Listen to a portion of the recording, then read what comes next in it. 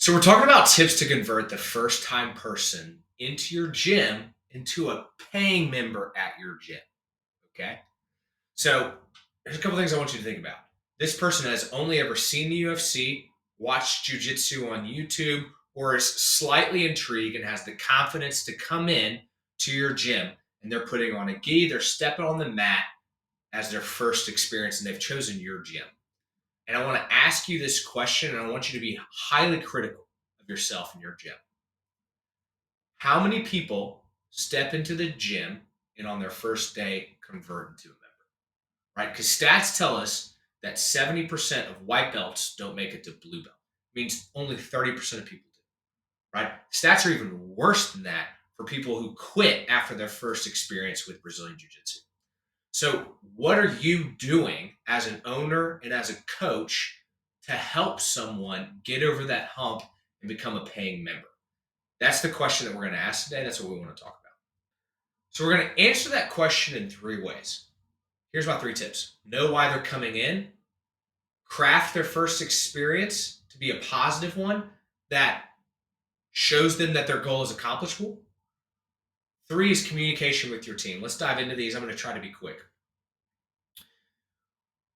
Why is this person coming in? You got to figure that out on the front end. Is it an intake form, right? You're working with me and we've got a submission form. And one of the questions is, why are you coming to this gym? Why do you want to train jujitsu? Is it they're responding to a promotion you're running? Or is it a referral from a friend? You need to figure out why this person is coming in, okay?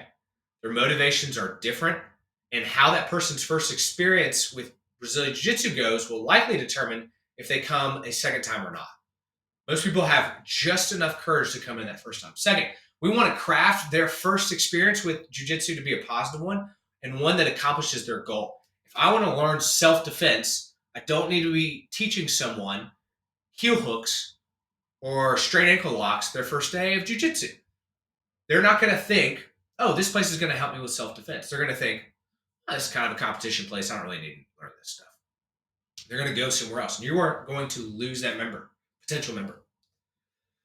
Is it someone who's just coming in who wants to work off their back better? Or, hey, I was wrestling with some of my buddies and, these guys are all just bigger than me and I couldn't do anything. And I've heard jiu-jitsu is about joint manipulation and beating someone who's bigger and stronger than me, right? Your class, their first class that you teach needs to revolve around that goal. You need to associate with them. The solution to my desire is here. I'm going to accomplish my goal here, right? Third one, communication with your team on a regular basis about how to treat first-time people. Your members, and this might be shocking to some of you guys, need to know not to beat up on the new person. The egos need to be in check.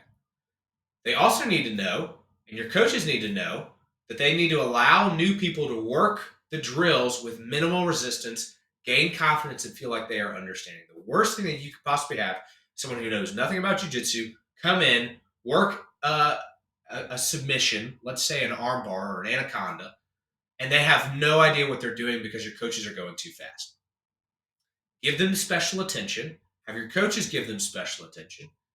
Teach them the drills, and make sure if they do any live rolling on that first session, that first time, they roll with upper belts who are good at going slow, letting them work, being gentle, not injuring them, and don't need the ego hit to submit someone 40 times who just has a little bit of confidence coming into the gym. So these are our three tips. Know why this person is coming in. You got to get that information. And then two, you have to craft their experience to be about that, their first time.